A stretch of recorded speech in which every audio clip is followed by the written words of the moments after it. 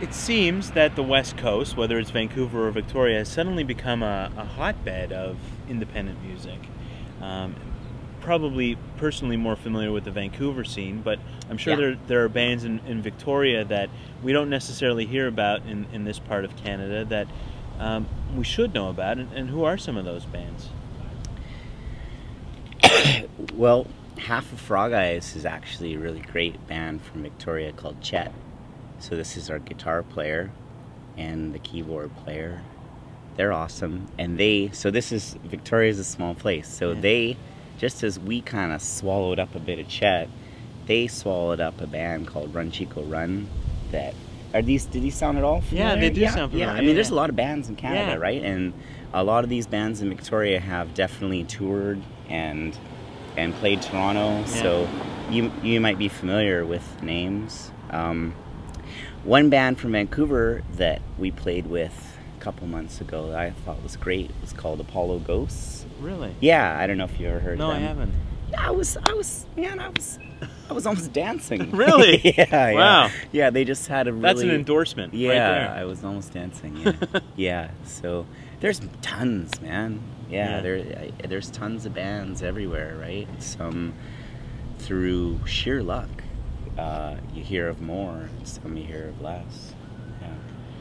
What are you guys listening to in the van?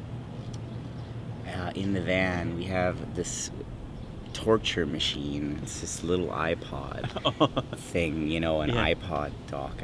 I despise it, okay? Really? I think if you're gonna listen to music, you should turn the tubes on and wait for 2 minutes for them to warm up.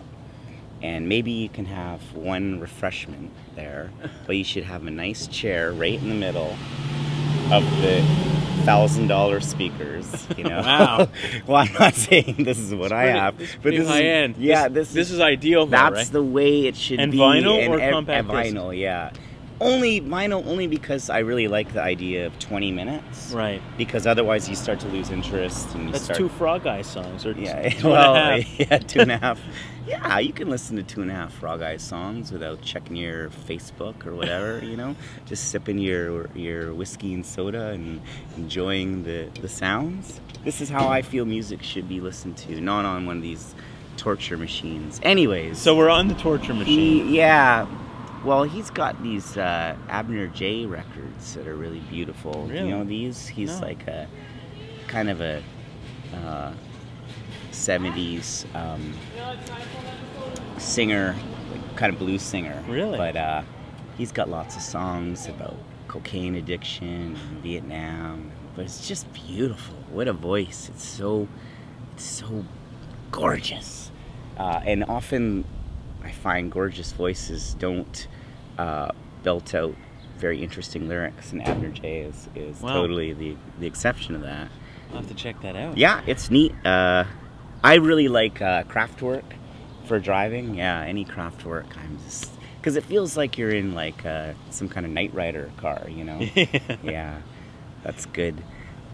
That's about it. Abner J and Kraftwerk. I would suspect that's quite the range of emotion and all and music in between. Yeah. Which brings us back to your sound, which is an eclectic mix of kind of sounds and sensibilities. It is right now. Yeah. What are the things that you draw inspiration, or musicians that you draw inspiration from, that when you're putting pen to paper or you're playing some licks on the guitar, that you think about musicians that inspire you to make music? Oh yeah. Anyone, any couple specifically that come to mind? Yeah, it's more the tonality of records. So, let me think. It's a tough question to answer because so many records influence you when you're making your own record.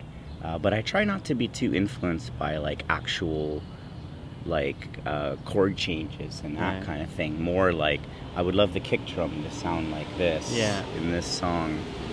So you're going to continue to tour Canada, and I would imagine Dead Oceans will have you playing a bunch of dates in the States through the summer? Yeah, we have only have 3 shows on this tour, but then in late September we're going to go through the prairies with a band called Japan Droids from Vancouver. Yeah. So that'll be fun. Yeah. And then I don't really know after that. Yeah. So we have to go to Europe at some point and then back to America. So a kind of just constant state of touring for a little while, which I'm really excited about. Which you kind of have to do in this day and age, right? To make a buck and let people know about your music. I have to tell you, the shows have never been so enjoyable to play. I don't know. I used to have this approach to live music that was like, if you felt good playing it, there was something wrong. A guilty pleasure. It shouldn't be a guilty pleasure. It should be something akin to, rubbing your soul against a cheese grater or something, which is tough. Every day I'd be a, basket case in the van. And now I don't know, we just start playing and you come out and play and it feels so great that I could play every night. It's wonderful. Do you attribute that to the crowd reaction to your music, some of the acclaim online that the band is getting? Or just that people are just listening to your tunes and digging it, or are you at the point where you just love making music live? That's it. It's the last one. Yeah, my own approach has changed a bit. I think that there was a time in my life where I was probably kind of a hardcore misanthrope, and which doesn't lead well to getting up in front of people and playing music if you hate people. But I don't know, man. It's totally changed. It's the opposite now. It's funny. Yeah. Well, continued success and continued success with Paul's Tomb, because it's a great record. Thanks. I appreciate it. And we'll see you again real soon. Okay. Cheers, man. Thanks. Yeah, no problem.